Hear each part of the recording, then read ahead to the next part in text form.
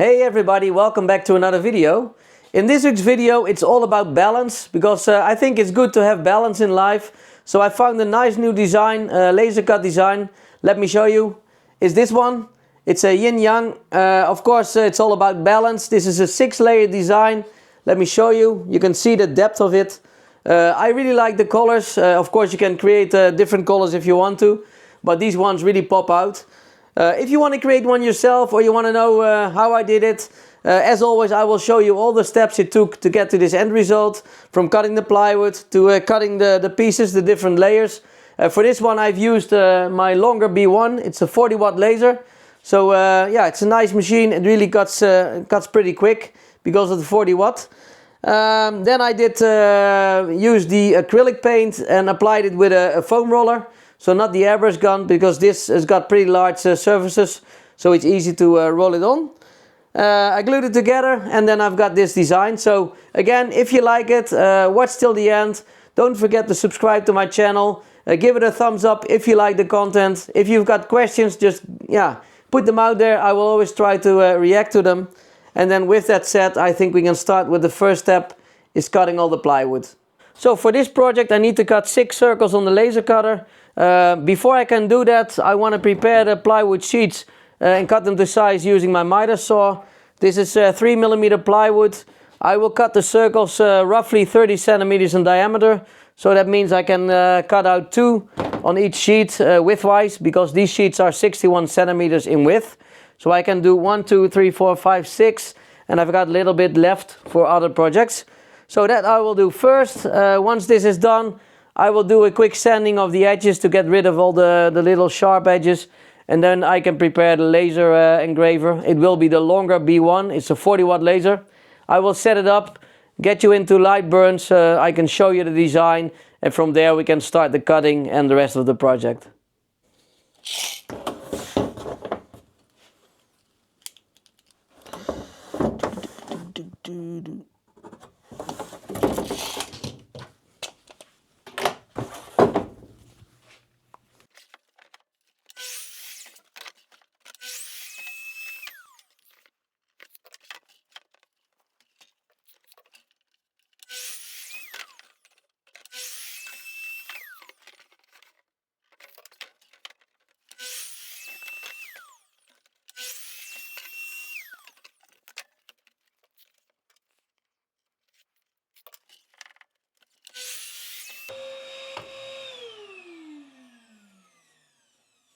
So before I will start this project and cutting everything out, I've just cleaned the lens on this machine. It's always good practice to do so on regular basis, especially if you're using the machine quite often like I am. What I use for cleaning the lens is isopropyl alcohol.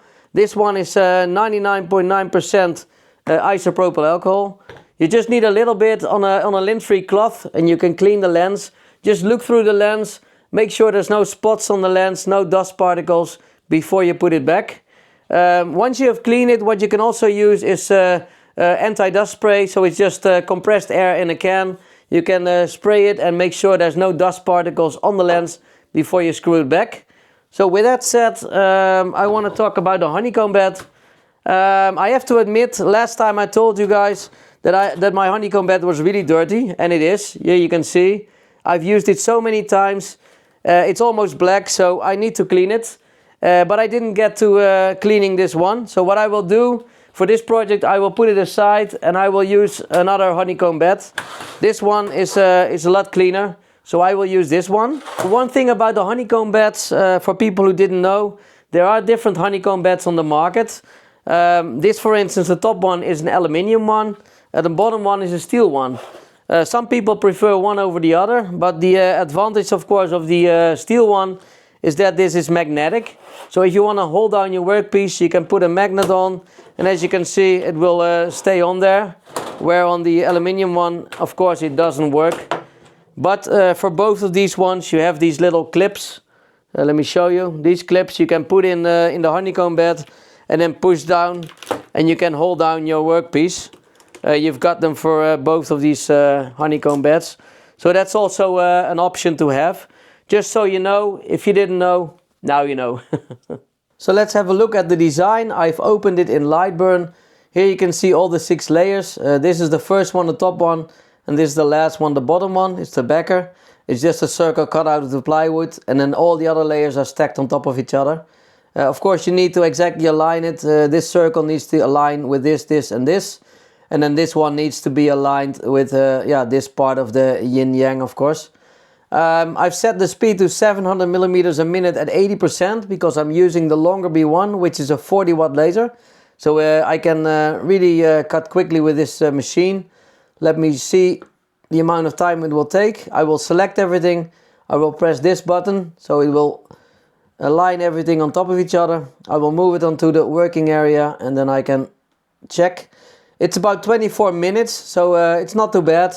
Of course, if you're using a different laser machine which has less power, let's say 20 watt or 10 watt, you will need to lower the speed or maybe do the multiple passes. But it's not too bad. So maybe you'll spend 40-50 minutes, but you'll still have a really great design. Let me get back. Next up, I will move the backer first on the working area. Then I will cut it out. I will put a camera inside the cabinet so you can follow along, and then I will also cut out all the other layers. Once this is done, we can go to the next step, painting everything. But first, let's cut out all the parts.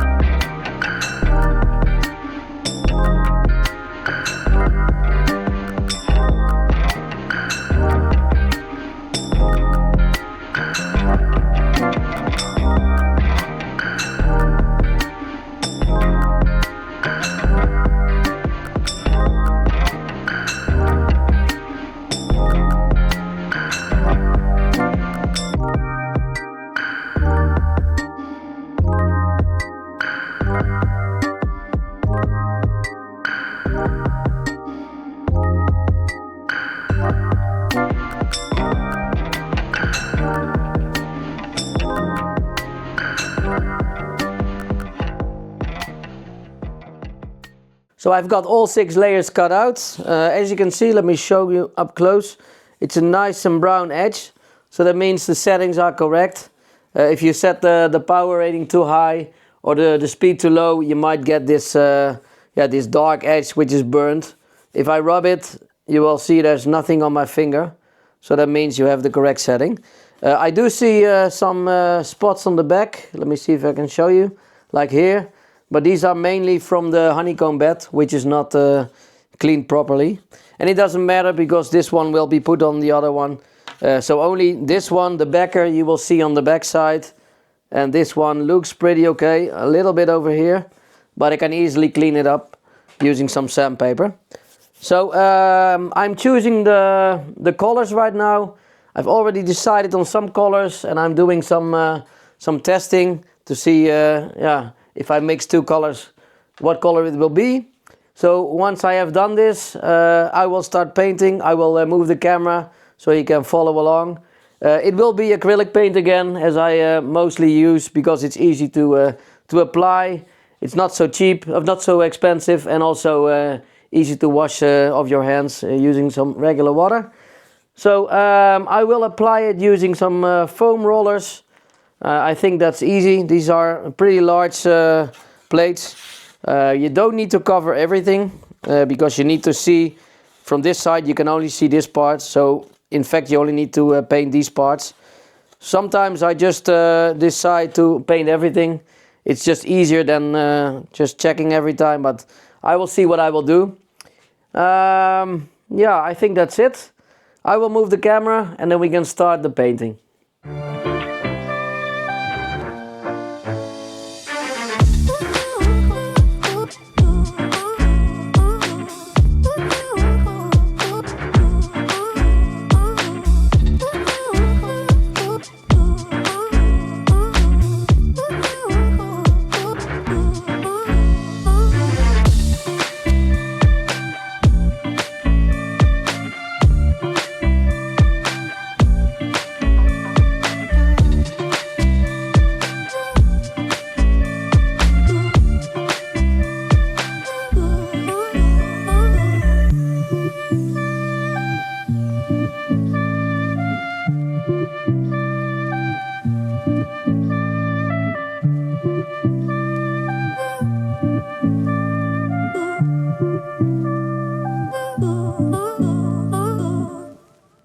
So as you can see, all the layers are painted except for the first one. I decided to leave this one unpainted because I like the light color of the wood. The other ones got 2 coats of paint to get a good coverage, and some of the layers like the brown one and the white one I fully covered in paint, whereas these two, for instance, I only partially covered. The reason for this is, let me show you, you will only be able to see through these 2 holes, so it doesn't make sense to fully cover this one. You will only waste your paint. So after this I will do a dry assembly so I can show you what it will look like when all the layers are put together before gluing. I think you will like the design. After this I will glue everything together using regular wood glue. The reason that I'm using wood glue instead of super glue is that I want to be able to shift if needed during assembly. Let me show you what I mean. These two need to be aligned exactly, so you will be able to see the previous layer through the next layer. So here you can see there's a nice color. And if I would use super glue and I would put it together, it would be stuck immediately. And with this one, it's got a longer open time, so I can shift it a little bit. Once everything is glued, I will put some weight on it and let it dry. And when it's dried, then everything is ready. And we've got another project finished.